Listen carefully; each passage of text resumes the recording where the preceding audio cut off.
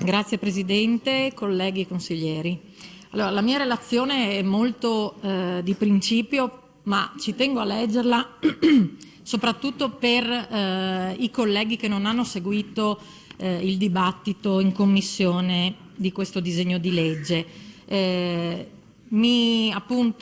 Rimando tutto il mio commento in merito ai contenuti dei singoli articoli quando appunto affronteremo la discussione di ogni articolo. Allora, il futuro della specie umana, o almeno della popolazione mondiale che sopravviverà con lo standard di vita sperimentato nei paesi industrializzati dell'ultimo secolo, ha raggiunto un punto critico su almeno 3 fronti: la salute dell'uomo e dell'ambiente, la sostenibilità e l'iniqua distribuzione delle risorse mondiali. Un punto di partenza per ripensare le strategie che vogliamo mettere in campo può essere il manifesto di Napoli del 2009, dal quale si possono recepire molteplici spunti per tendere all'obiettivo dei rifiuti zero. A livello regionale alcuni comuni hanno già dimostrato come sia possibile intraprendere un percorso virtuoso attraverso l'adozione di atti deliberativi e di concreti strumenti operativi volti a scoraggiare lo smaltimento in discarica e a favorire l'estensione della raccolta differenziata.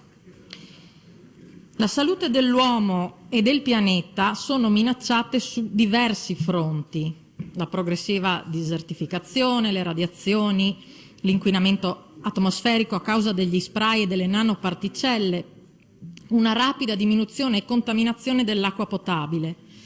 Un bambino che nasce oggi si trova già centinaia di sostanze chimiche nel corpo a causa delle attività industriali e delle pratiche di incenerimento e sotterramento dei rifiuti.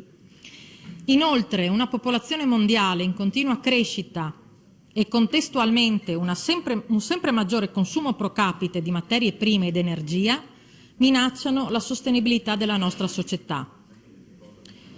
La proliferazione della pubblicità, unitamente alla non sostenibilità delle pratiche di incenerimento e sotterramento dei rifiuti, aggrava la questione dell'eccessivo consumismo.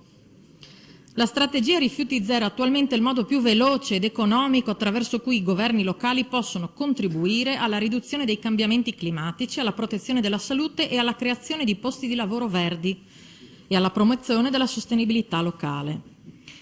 La gestione sostenibile delle risorse passa attraverso 3 grandi obiettivi generali: la responsabilità dei produttori a monte del processo produttivo, la responsabilità della comunità a valle con modelli di consumo e gestione dei rifiuti e smaltimento degli stessi, la responsabilità della classe politica per coniugare appunto responsabilità industriale e della comunità in contesto armonioso. La strategia rifiuti zero cerca di emulare la sostenibilità dei cicli naturali, dove tutti i materiali eliminati diventano risorse per altri. Significa pensare a prodotti progettati e realizzati in modo da ridurre drasticamente il volume ed eliminare la tossicità del rifiuto, conservare e recuperarne tutte le risorse senza ricorrere a pratiche di incenerimento o sotterramento.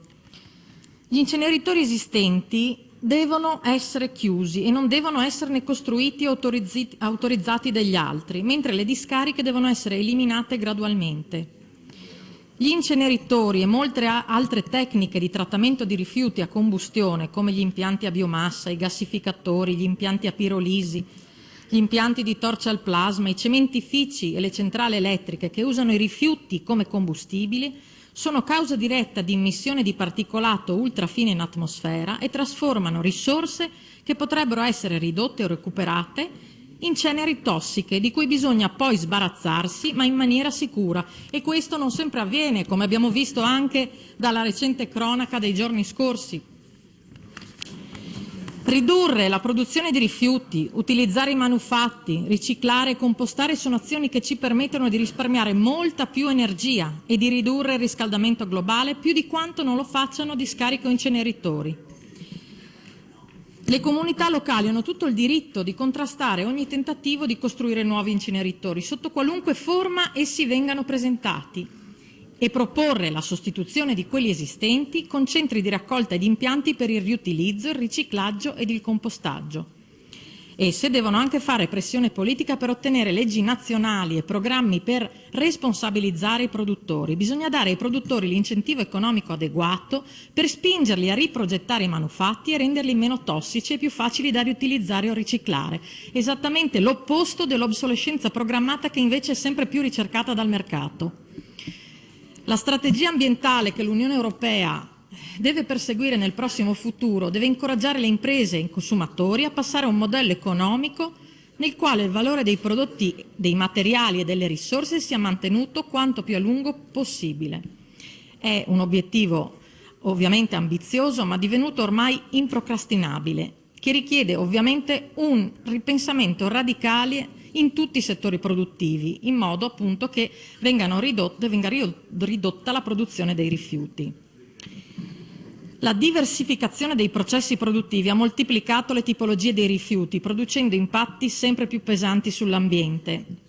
È ovvio che la gestione dei rifiuti rivesta un ruolo centrale nello sviluppo della società, perché costituisce un problema ambientale di notevole portata a livello locale e comunitario e impone una politica coerente in materia di prevenzione della produzione, di riciclaggio, di smaltimento, ma anzitutto un nuovo approccio politico-culturale da parte delle società nel suo insieme.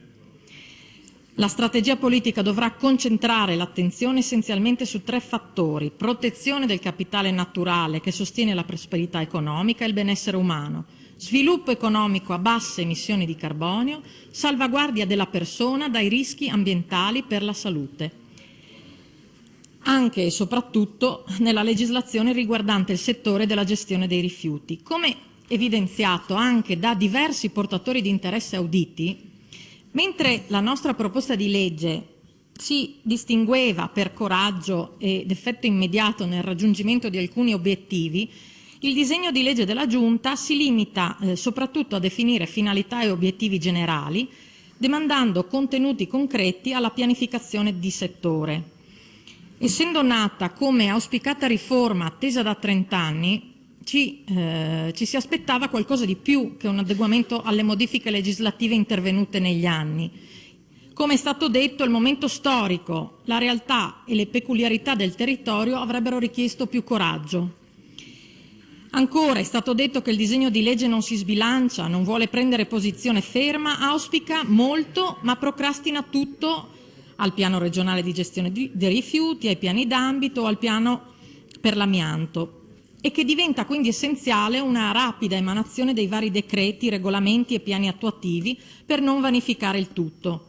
Occorre ricordare però che siamo ormai a fine legislatura e sarebbe stato il caso di mettere molti più punti fermi in una legge votata dall'organo legislativo regionale, invece di lasciare molto o quasi tutto alla definizione di atti giuntali modificabili facilmente a seconda di come tira il vento. Da più parti si è auspicata una sintesi tra i 2 testi normativi, il disegno di legge e la nostra proposta, proprio per inserire alcune azioni concrete nell'elenco delle buone intenzioni.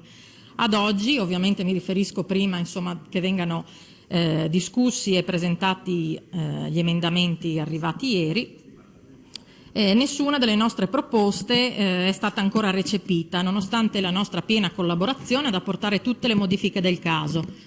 Alcune proposte sono state bocciate, altre sono state ritirate in attesa di approfondimento degli uffici o dei commissari.